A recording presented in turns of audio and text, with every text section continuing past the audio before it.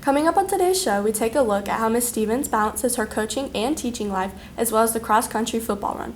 Let's start the fire. Get ready for this week's episode of LETV.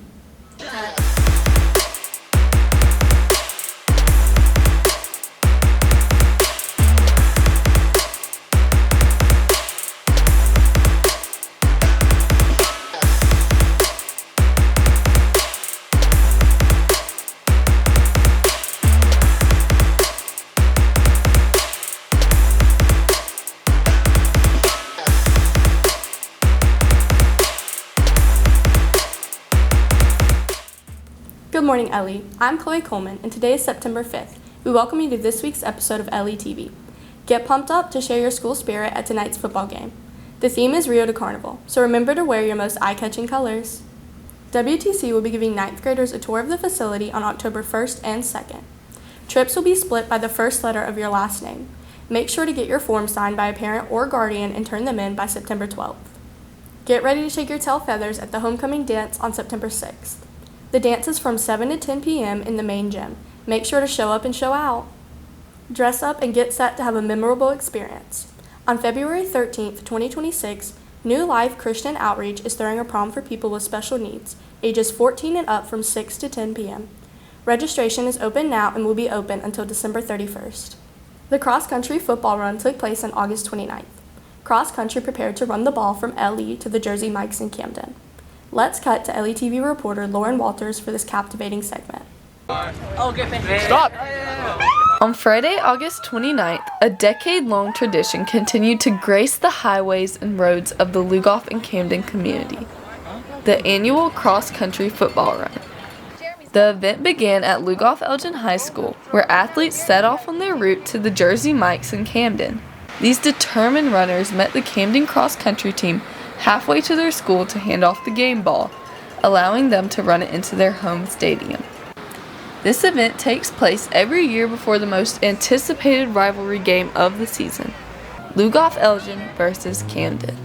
So we pass off the game ball. It alternates every year, so if we're hosting, it's a home game for us, then Camden will typically meet us at Food Lion right across the bridge, and they'll hand off the ball to us, and then we'll run the rest of the way. So each team runs about 4 miles total. And then, of course, if we're handing off to them like we did today, meeting at Jersey Mikes, we hand off the game ball. Once the game ball gets to the field, they hand it off to the referee or maybe a leader on the team or one of the football teams, and then they're ready to go and play. The football run stretches several miles and requires endurance, focus, and strength. But for the team, the run is more than just another practice or workout. It's a way to connect as a team, share excitement, and even take time to bond with their rivals before each school's football team competes for the victory. While we're running, we're kind of passing the ball along, we're communicating, laughing, joking, just kind of stuff like that. Like we'll talk and stuff like that, but this just really brings that connection because it's an event. The miles are not easy. The August heat did not fail at beaming down on these determined athletes, every step heavier than the last. Despite the challenges, the runners pushed on, fueled by tradition, ambition, and the energy of their upcoming season. It was pretty hot, but it was pretty fun. I guess I'd be out here with the team, run the ball over. It's a long tradition. This run is kind of like the meaning to me is the beginning of cross-country season officially, because after this we have our first meet next Saturday. For newcomers, the football run is more than just a challenge. It's a first glimpse into the dedication and perseverance needed to compete in the approaching cross-country meets. Getting like my first taste of like an actual run longer than like a mile is definitely a really good taste to like what I'm gonna actually have to do. I mean, being with like everyone here, it's not really any difference, you know. I guess the only real change would be having like a rival team come in. That's about it. Mile after mile, step after step, the team gets closer to their goal. After 4 miles of consistently running at a steady pace, the runners finally meet up with the opposing team. The ball is passed to Camden's team, a simple exchange that carries decades of tradition and the spirit of rivalry. So the tradition started way before my time, but it was passed down to me, and I luckily had a lot of parents who had been with the school for a really long time. Their athletes have been running for a really long time, and so they kind of clued me in on what the tradition looked like and why it came to be.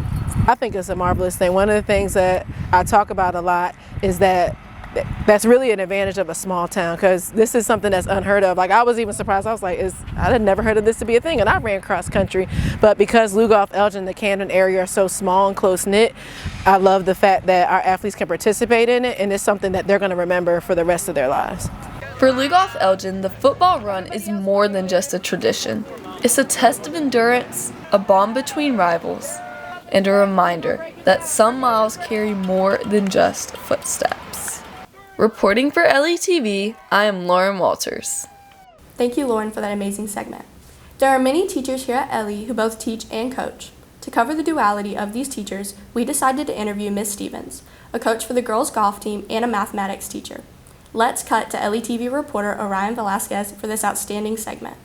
For some teachers, school involves teaching, mentoring students, grading papers, and collecting homework. But for this teacher, she has to balance being both an educator and a coach. Meet Ms. Stevens, a wise geometry teacher by day and a determined golf coach by night. However, she has more to her story that meets the common eye, especially regarding her role at Lugoff-Elgin High School. As a teacher, so I'm also the department chair, so I help run things for the math department, and then just to teach my students to the best of my ability and help them to understand the math standards. Not only is Ms. Stevens excellent at math, but she's also great at golfing. In the classroom, she breaks down complex geometry concepts like it's nothing. She helps her students understand shapes and angles, and she's there for them like no other. I don't know, I've always really enjoyed math. I like that geometry is applicable to other things like construction and building and anything like that. You have to have like some geometry background, so I enjoy that it is usable outside of just the classroom.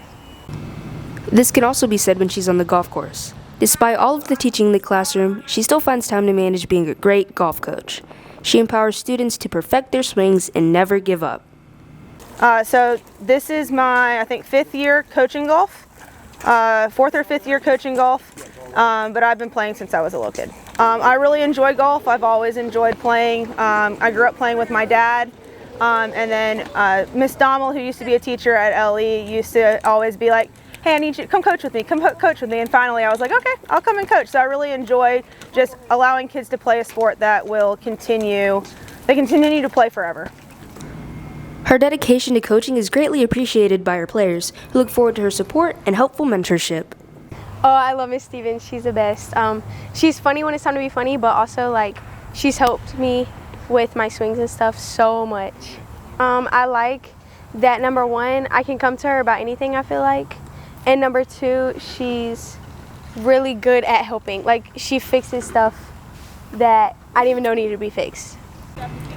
Although Ms. Stevens has a lot going on with coaching and teaching, she also has other responsibilities outside of the classroom and golf field. Outside of school, I'm a daughter, a friend, an aunt, and so I enjoy just spending time with all of those people and just trying to balance time between family and teaching, and then family and coaching, and it all kind of just works its way to make sure that there's like a balanced activity. Overall, Ms. Stevens represents what it means to balance two forms of leadership. Through hard work and dedication, Ms. Stevens is able to act as a role model for both students and players alike, whether that be teaching quadratic equations or guiding players to hit a hole-in-one. Stevens' impact has certainly left a mark on LE. Reporting for LETV, I'm Orion Velasquez. Thank you, Orion, for that lively segment. That's all for this week, and make sure to tune in for the next episode on September 12th. Be sure to subscribe to our YouTube channel and follow us on Instagram at LETV Demons. And remember, go Demons!